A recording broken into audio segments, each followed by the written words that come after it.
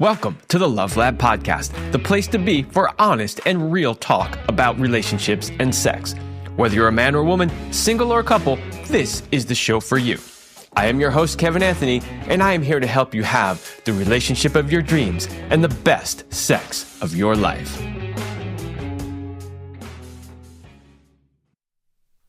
All right, welcome back to the Love Lab Podcast. This is episode 360, and it is titled, Why Won't She Commit to You?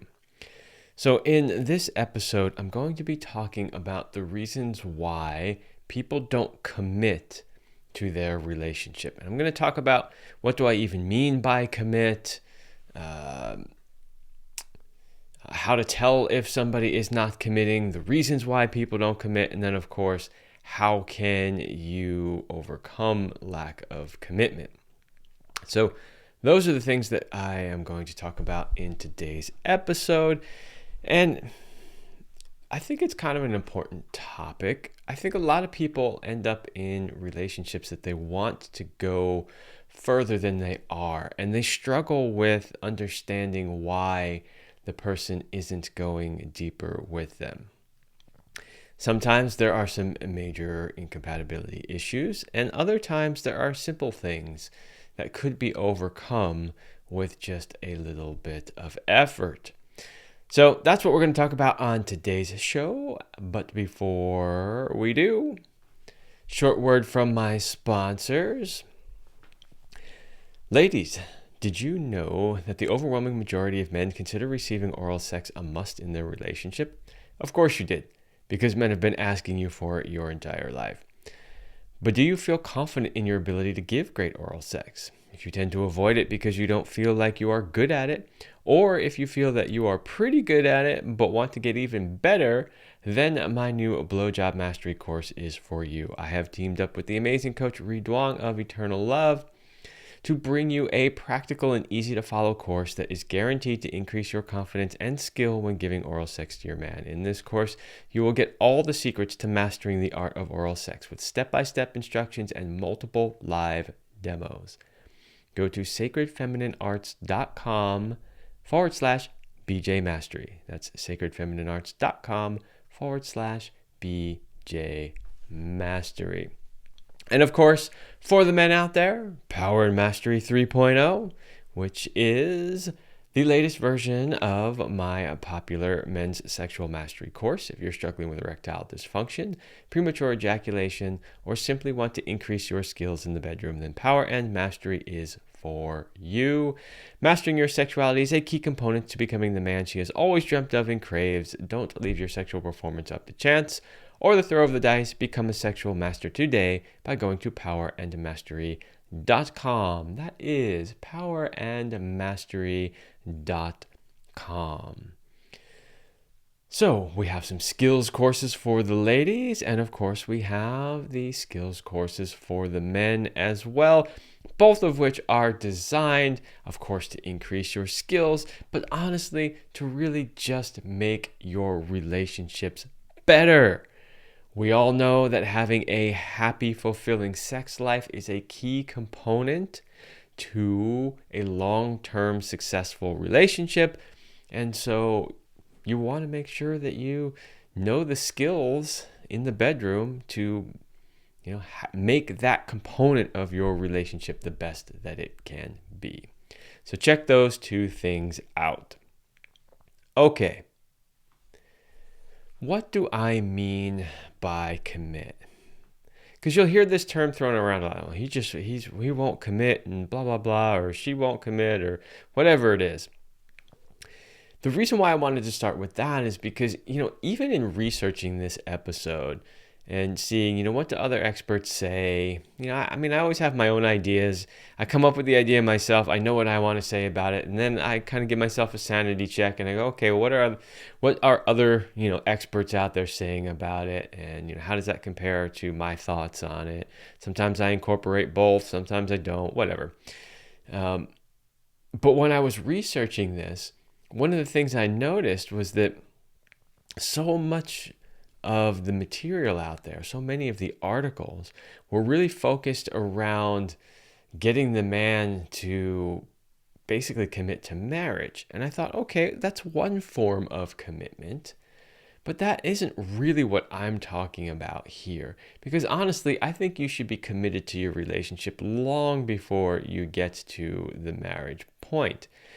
And honestly, if you're not 100% committed to your relationship, I don't think that you should even get to the marriage point, right? So what I'm really talking about is basically going all in, giving 100% to your relationship, making this decision in your mind that this is the relationship that you want and that you are committed to investing in and making as successful as you possibly can and creating a future with it. So that's what I'm talking about when I say commit to a relationship. Now, sometimes people expect that to happen pretty much immediately, especially when people are a little bit older and they feel like there's a ticking clock.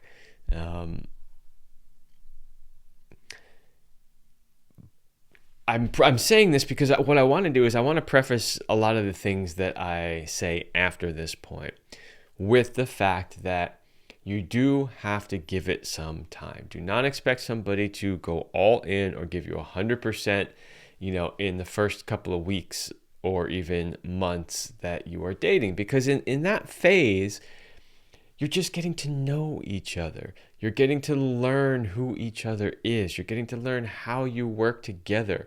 You are finding out if this really does have potential and if this is somebody you are interested in, creating a future with. So, because that is a mistake that I see. This like, he's not committing to me. And it's like, well, how long have you guys been dating?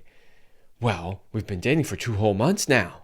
And it's like, okay, hold on, slow down, right? So I wanted this to just sort of make that point that you do have to invest some time before you can expect somebody to commit 100%. And I think that, that's just kind of common sense.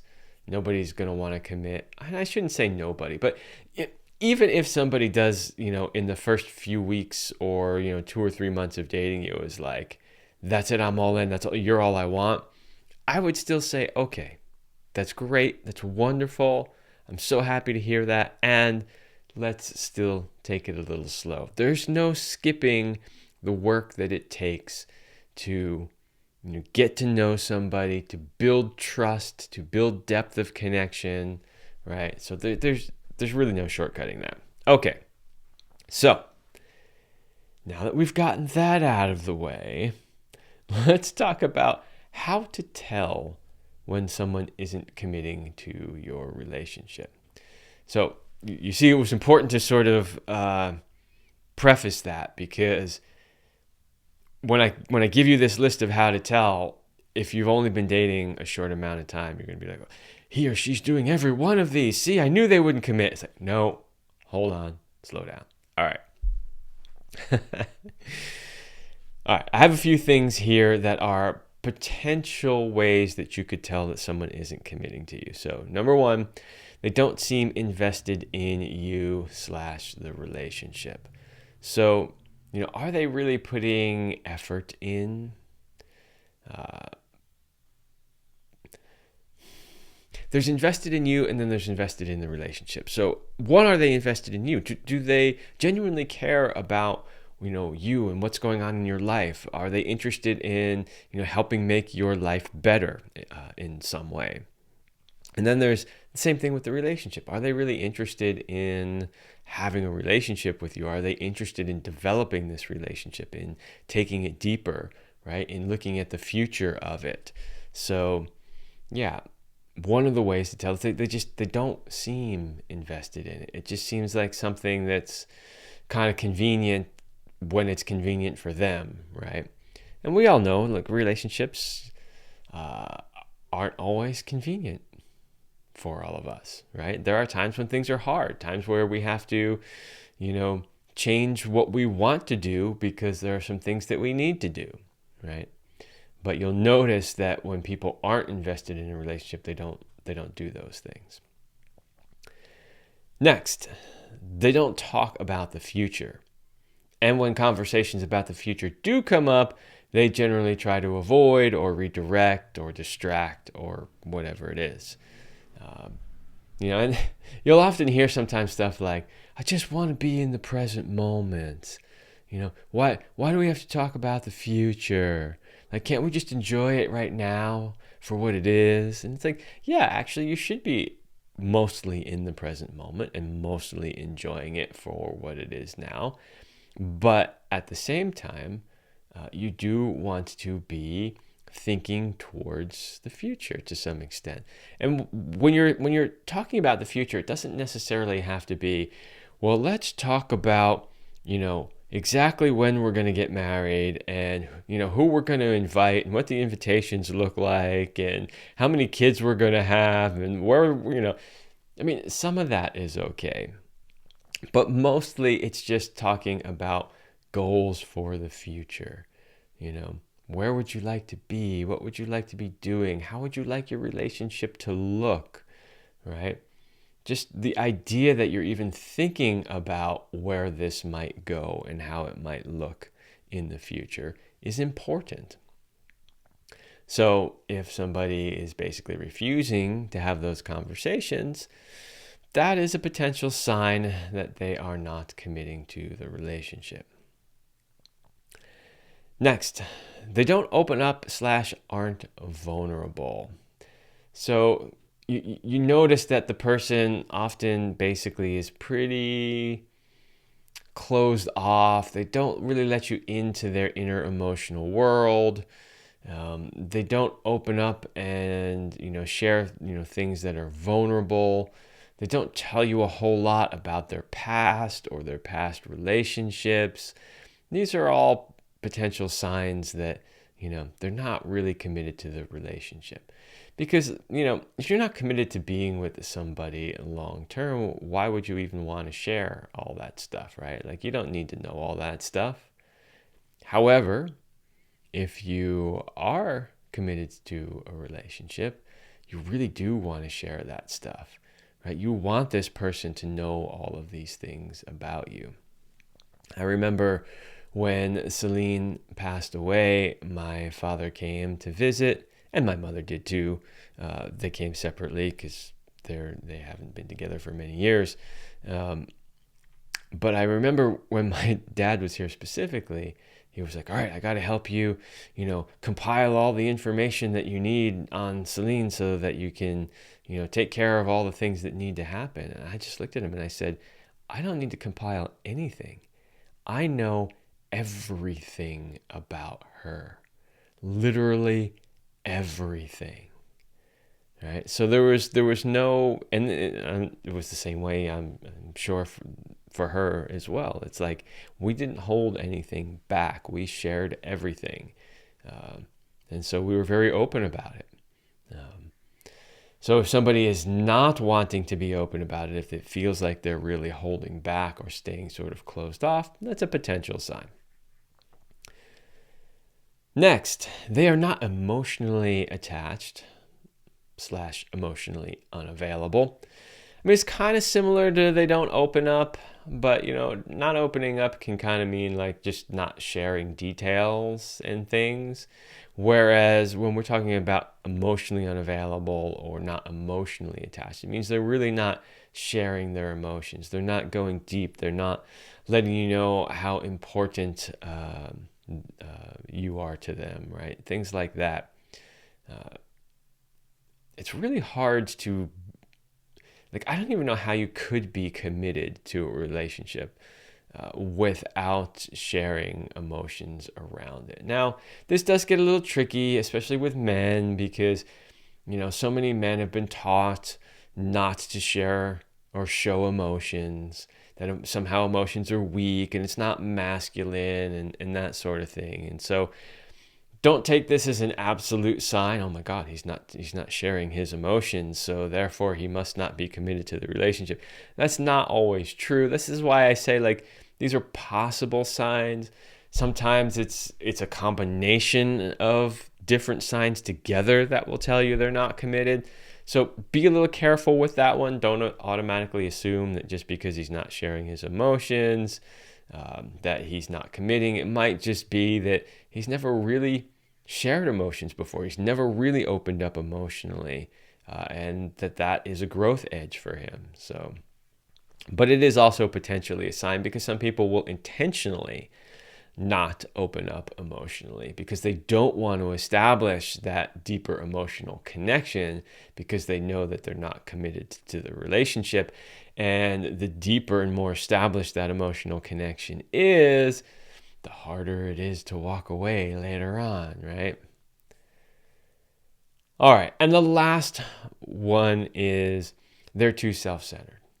So, their life, their interests, their friends, their whatever always seem to come first, and they never really seem to make the relationship a priority. So that is another potential sign that they're not committed to the relationship as well. So again, like I said, be careful with the signs.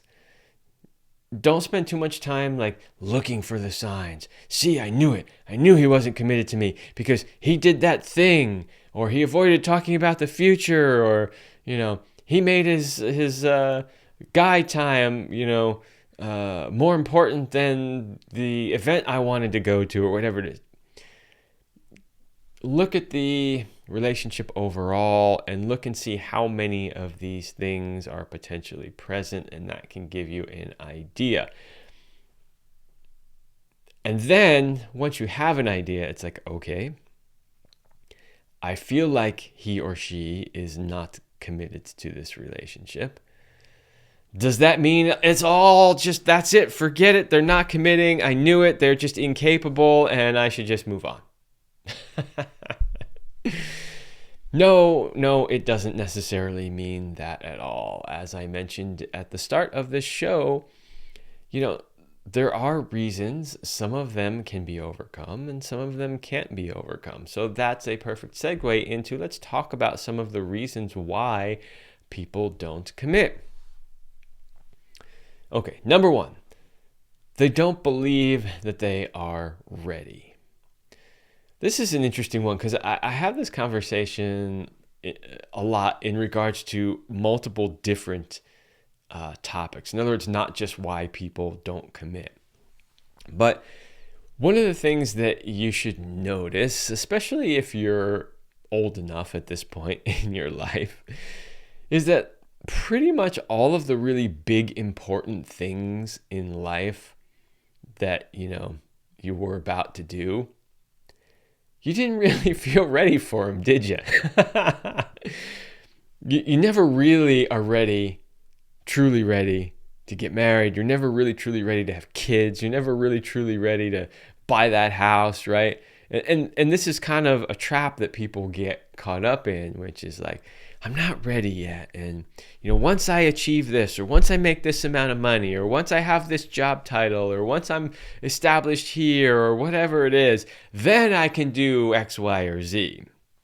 And so you'll see that sometimes in relationships too, where people will feel like, I'm not ready yet. I don't have the right career, or I'm still in school, or I'm not making enough money, or, haven't met the right person. We'll get into that one. So that is a possible reason. And to that, I really have to say, if you're waiting until you truly feel ready, it's probably not going to happen. At some point, you just have to trust, and you just have to make a decision. Which leads me to the second one on the list, which is they lack trust. This is a huge one. And this one it's interesting because a lot of times when you come across somebody who is experiencing a lack of commitment, right? Or so a couple comes to you for coaching or counseling because one person's getting fed up and they just don't understand why this person won't commit, There's often a lack of trust underneath. And it's not always apparent or even a conscious thought. In other words, the person who's experiencing the lack of trust isn't necessarily saying, well, I don't trust you. That's not what they're thinking. There's something about the relationship that they're not feeling comfortable with, and therefore they're not going all in. And so that lack of trust can be lots of things. It can be, they don't trust, that you're a safe person to commit to for various different reasons. They don't trust that who you are right now is who you're going to be after they commit to the relationship. And lots of other potential sort of lack of trust reasons. This is an interesting one. And I put it on this list because I was really, honestly, when I was writing this, I was thinking back to, past relationships that I've had and what was really in the way for me when it came to really giving 100% to some of my previous relationships. And I would not have said lack of trust, honestly, until I met Celine. And when I felt like I could trust somebody at a level that I had never really trusted a partner before, that's when I realized that was one of the big things that was holding me back. Celine used to joke all the time about, how she got the man who said he would never get married to get married. And what I really realized is it was trust. It was trust.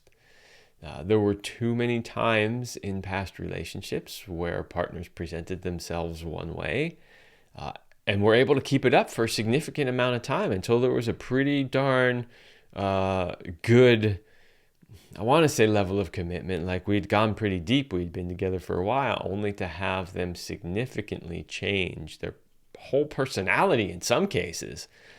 That was really shocking to me, honestly. And I realized that having enough of those experience definitely created a lack of trust in me. So, I've had experiences where, I started to date somebody and I was really, truly amazed at how emotionally mature they were. And I thought to myself, wow, this is great. This is something that is really important to me. Having a partner who's really done the work and who's really solid and emotionally mature is a must. And then like 2 years into the relationship, I'm like, where the fuck did this emotionally mature person go? Now they're like super insecure and they've got all this fear and they're not trusting and their communication skills are breaking down. And I'm like, I don't understand what's happening here, right?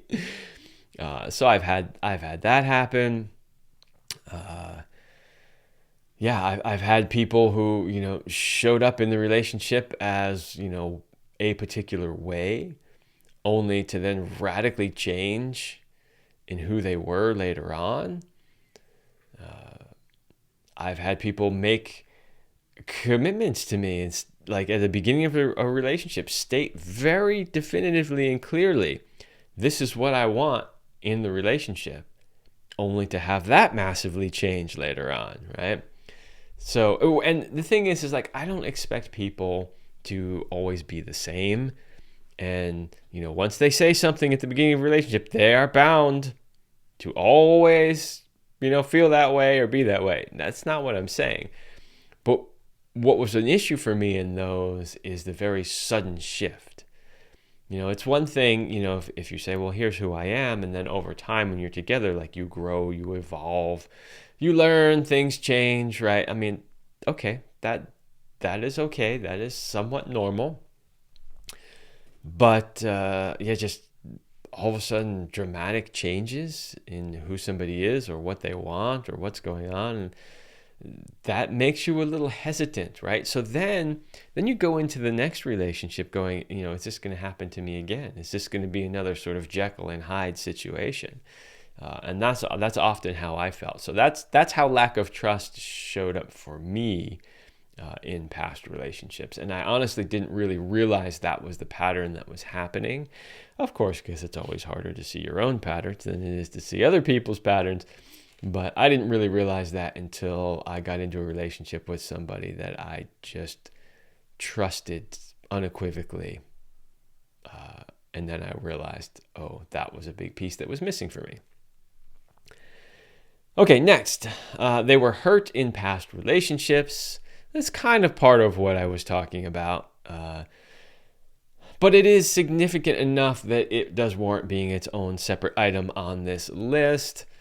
Because the hurt can be lots of different things. It could just be, people that you thought were the right person broke up with you. Could be they cheated on you. Could be they didn't commit to you. I mean, there could be lots of potential reasons. But whatever it is, you experienced hurt or trauma in past relationships that leaves you cautious going forward, which, cautious isn't necessarily bad, but cautious can get to a point where it really is actually hurting your ability to establish, a healthy relationship going forward. And when that's the case, it becomes a problem. Next, they think the grass is greener on the other side. Oh, this is another one. Somebody else could always be better looking, more mature, smarter, more committed, more compatible, whatever it is. You will inevitably, either in your own life or if you do coaching work like I do, run into this where the person's kind of holding out because they always think there's something a little bit better just around the corner. Oh, you know how that goes, right? No, the grass generally is not greener on the other side. And you really should learn to just be grateful for what you do have. And honestly, you really you gotta look at it and say, even if there was somebody a little bit better looking or a little bit this or a little bit that, is the person you are with now, is that relationship now meeting your needs, right? I mean, if we want to just boil it down to really surface level stuff, I mean, let's just pick looks because it's easy to talk about. I mean, is this person, do you find them attractive? On a scale of 1 to 10, are they like an 8, right? On your scale? Okay, well, do you need to hold out for a 10? When you've got somebody that's already amazing and an 8, right? Oh, but maybe there could be somebody who's a 10, right? That kind of thinking is what gets you stuck in these sort of patterns of, one relationship to the next, serial monogamy, as we often call it. So you don't want to get stuck in that pattern. Next is a fear of losing themselves and their independence. Ooh. You tend to see this one a lot in people who've been single for a long time, especially as they get older.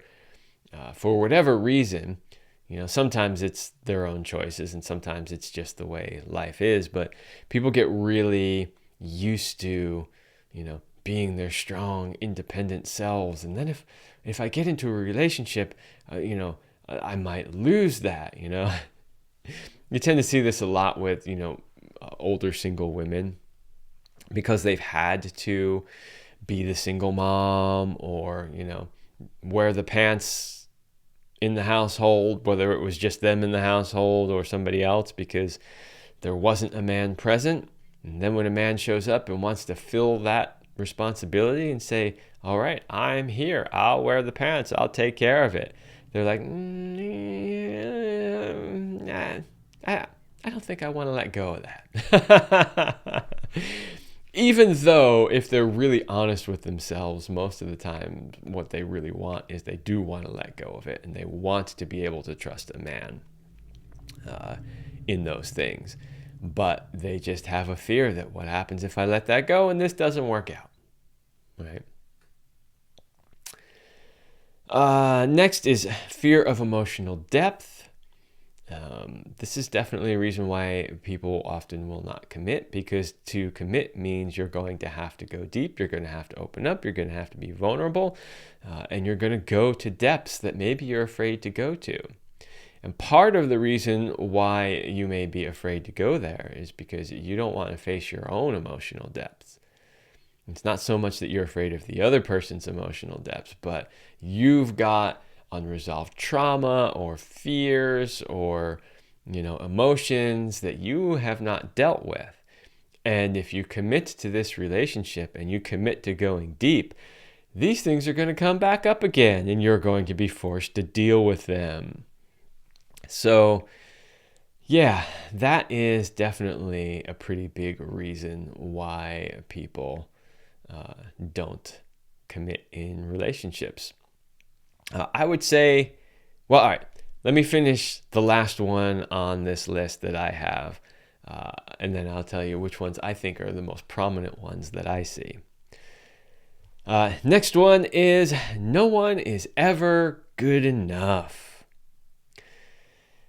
Yeah, you'll definitely see this one pop up from time to time. I wouldn't say it's one of the most prevalent ones, but it definitely comes up. You will see this. People who, again, they do the serial monogamy thing and they always find some reason why they need to break up with this person or they can't commit to the relationship. And it'll always, he's just not good enough. She's just not good enough. And, if you follow them long enough, you'll see that they basically have the same response to every relationship. No one ever seems to be good enough for them. Well, you know how that goes, right? If that person has the same problem, and that person has the same problem, and that person has the same problem, and that person has the same problem, and so on, it probably means that the problem is actually you, right? So at that point, you really need to look at yourself and go, okay, where am I not showing up? Where am I closing myself off? Where am I making excuses because, I lack trust, or I was hurt in past relationships, or I fear emotional depth, or whatever it is. So those are some of the reasons. I'm sure that you could come up with more, but those are some of the reasons why people tend to not commit to their relationships. I would say if I had to pick the top few here out of this list that I see most often, it's lack of trust, it's fear of emotional depth, and it's basically being too independent, fear of losing that independence. Those are some of the ones that I see the most. Oh, did I mention hurt in past relationships? Lack of trust, hurt in past relationships, fear of losing themselves / independence, and fear of emotional depth. Those are the ones that I tend to see most often. Okay, so we know what I mean when I say commit. We know how some signs that people aren't committing. We know some reasons why people don't commit. So the next thing we want to talk about is how do we overcome this lack of commitment? So that's what I'm going to talk about next, but first a short break for a word from my sponsor. Ladies, are you tired of always picking the wrong guy? Does it seem like there aren't any good men out there? Are you struggling with your sexuality? Or do successful relationships seem like a mystery you can't quite crack the code on? Then it is time to get help. Check out my women's relationship and sex coaching program at kevinanthonycoaching.com/women. In this program, we will work on removing your sexual shame, becoming confident in your body, learning the sexual secrets that drive him wild, what to really look for in a man when dating, how to break old patterns like always choosing the wrong guy, and so much more. This is your opportunity to learn everything you have ever wanted to know about men while also creating real lasting change in your life. Go to kevinanthonycoaching.com/women. That's kevinanthonycoaching.com/women. This whole idea of lack of commitment, whether you are the one that tends to lack committing to your relationships or whether you seem to keep attracting men that will not commit, those are things that we can work on in this program. And, in the ad, I mentioned a bunch of different things that we can work on, but just keep in mind that every coaching program is custom tailored to you, your individual and unique needs and challenges. And so we decide what to work on based on that. KevinAnthonyCoaching.com/women. All right. How to overcome lack of commitment. Number one, you have to work on building trust. This is very important. One of the things that I often see in relationships is couples will start to build a certain level of trust. They'll start to feel comfortable. They'll start to feel like, okay, I can trust this person. And then something will happen in the relationship that erodes that trust. An argument, a misstep, a jealousy, something happens where, the one person feels like, I was just feeling like I could really trust this person and trust that they were, emotionally stable and intelligent and they really had their shit together and they could handle things. And then, boom, something happens. Things happen. We don't expect everybody to be perfect all the time. But if you start to see, again, a pattern of that happening, that is obviously an issue and something that needs to be addressed. But overall, when it comes to how do we overcome a lack of commitment, it really is, you got to build trust. You've got to take the time to really build a deep level of trust in the relationship. Next, you need to communicate about what each of you needs to be committed. This is a conversation that very few people have, especially when dating. But, if you've been in a relationship, if it's been going relatively well, and you're wanting to take it to next levels, you got to have conversations about that. Like, okay, if we were to move in together or commit to being exclusive or get married or whatever it is, have that conversation about what would you need to feel good about making that next step. It's a conversation few people have. They just have expectations that it's going to go somewhere, but they don't communicate those expectations. And then they get disappointed. They have resentment because I don't understand why he or she isn't committing or this, that, or the other thing. And it's like, well, did you ever have the conversation to try to find out why they're not committing or what is going on for them? Next, work on healing your past traumas. This is really important. And I kind of said this before, right? If you notice a pattern that you keep attracting people that won't commit, right? Because you'll hear this fairly regularly from people who've been dating for a while and they just, for some reason, they never seem to work out, right? And it's like, that, I keep dating and all of these guys, they never want to commit. Okay, again, when you see that pattern happening over and over again, you got to look at yourself and go, okay, what is going on here? What issues or past traumas need healing within me so that I can actually attract somebody that was willing to commit?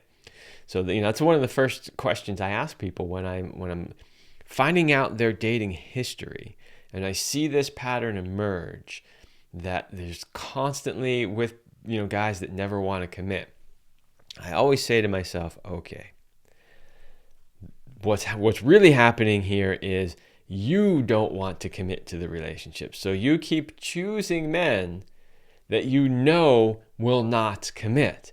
It's subconscious a lot of the time, but you are choosing men, and it could be women too, by the way. I tend to see this a bit more maybe with women, where they're choosing men that they know are never going to commit to them. They're choosing players and guys who are just out, like pickup community guys, whatever, guys with all kinds of issues, the bad boy type, whatever it is, guys basically who are never going to commit. And they keep doing that over and over again. Well, at that point, you really got to look at what's going on within yourself. There is something that needs to be healed there before you can really attract in a guy that is willing to commit. Basically, what it is, it's just a form of self-sabotage, right? You are sabotaging your ability to have a committed relationship for some reason, some lack of trust, some past trauma that isn't resolved, whatever it is. So, if you're looking at how do I overcome a lack of commitment, why is it everybody I choose never wants to commit? Okay, time to look at yourself and figure out what needs to be healed. Next on the list, learn to appreciate what you have. In other words, the grass isn't always greener on the other side. This is kind of like in relationships, at least in dating, this is kind of a way that like sort of the perfectionism curse can often come in, where it's like, there's always got to be something better, someone better, somebody who matches or fits just a little bit better, or whose astrology aligns up just a little bit better, right? And it's like, we say this all the time in the entrepreneurial world, like, done is better than perfect, in the sense that you see too many people who run their own businesses never really get anything done or never really get their content out there because they're too busy making it perfect, when perfect isn't really necessary. And so, when it comes to the grass is always greener, you can often see that happening too. Always trying to look for something a little bit better, instead of really just appreciating what you do have. Okay, next, go deep / build deeper bonds. I had Adam Lane Smith on this podcast a while back. He is an attachment style guy, and he's been sort of updating the attachment style model. It was a fantastic interview, by the way. I thought it was fantastic when we recorded it. I've gotten great feedback on it since then. Go check that one out. I think it's called like updating the attachment theory model or something like that. But one of the things that he talked about in that episode was the difference in the way that men and women bond with each other. So if you really want commitment, you've got to deepen the bond. And so for women, deepening the bond, really requires activities that produce oxytocin. So, cuddling with her, sharing emotions with her, things like that, things that will stimulate the release of oxytocin. That will help her bond with you. And when it comes to how does he bond with you, the other thing that Adam talked about was that men tend to bond more through vasopressin. Just a different hormone, and that gets released when you solve problems together or overcome challenges together. As Adam put it, when you can show to him, demonstrate to him that you are an asset to his life, that you make his life better by being in it.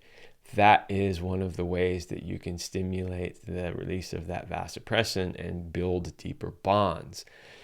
So if he or she is not committing to you, it could be that you just haven't established deep enough bonds yet. So you want to work on doing so. Next, you want to develop high self-esteem levels. This is important too, right? I put this on the list because I see people who stay in long-term relationships with somebody who won't commit to them because they figure like, well, this is the best I'm ever going to get, or, I don't deserve any better, or whatever other, sort of weird self-defeating, thoughts there are. But if you have high self-esteem levels and you feel really good about yourself and who you are, the work that you've done, what you bring to the relationship, you won't stand for, those types of behaviors in relationship. And so, you will either say something needs to change in this relationship, or you will potentially move on to a relationship with somebody that does value you, right? But that only happens, if you've got high enough self-esteem levels to make those choices. Next, go within and do your own inner work. This is something I say all the time when it comes to pretty much any topic around sex, love, or relationship.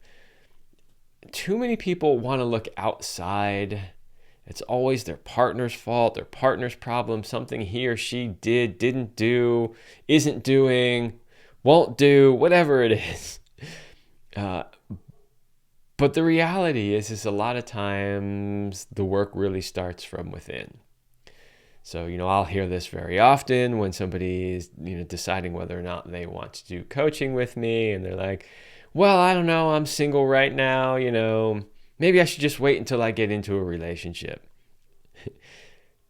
Because in their mind, they're thinking, well, when I'm in a relationship and there is another person there, then we get to work on all the things that are wrong with the other person. Honestly, that's often sort of the thought process. And it's like, no, what you actually want to do is you want to do the inner work now to become the best version of yourself that you can be, so that when you get into a relationship, right, well, one, your chances of choosing a better person and a better relationship are significantly increased. But then, your chances of having difficulties or problems are also significantly reduced. So it always starts from within. Even if it is something potentially an issue with the other person, doing your own work will help you deal with that in maybe a more compassionate or more graceful way. So yeah, you've got to do your own inner work. If you've noticed that your partner isn't committing to you, if you've noticed that you have a pattern of partners who won't commit, it's really important to get real honest with yourself and to sit down and say, okay, where am I at here? How am I contributing to this situation? What can I do to better myself, which will in turn better this situation? And then lastly, how to overcome lack of commitment. I have to put it on the list, but don't wait around forever. And that's something that is sometimes a little challenging for people. They keep hoping. But if you've done all the things that I have talked about here, and you've given it enough time, because some of these things do take time to grow and develop, but if you're doing the work and you've given it enough time and things are not changing, well, then don't wait around forever. You don't want to get stuck in that sort of dysfunctional loop of wanting more and never getting it and building resentment. And yeah, that's just not a healthy relationship to be in. But I would say that, two individuals who are open and willing enough to do the work, to look at their own stuff, to investigate, figure out what they each need to come into a happy, right, committed relationship, there's no reason why you can't get there. But both of you have to be willing to look at yourselves and be willing to do the work, both the personal work and also the work together. And if you can manage to do that, you should be successful. So there you go. I hope that you found that helpful. I know this is a subject that I hear about a lot. A lot of people complaining about one or the other person not wanting to commit. So hopefully that will help you understand what commitment actually is, how to recognize when it's there, when it's not, what some of the reasons are, and then what some of the things that you can do in order to overcome lack of commitment.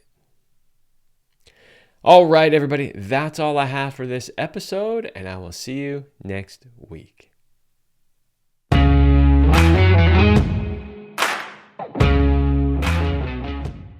I hope you liked this episode of the Love Lab podcast. If you enjoy this show, subscribe, leave me a review, and share it with your friends. And for more free exclusive content, join me in the Passion Vault at kevinanthonycoaching.com/vault. That's kevinanthonycoaching.com/vault. Thanks for listening. And remember, as Celine used to say, you're amazing.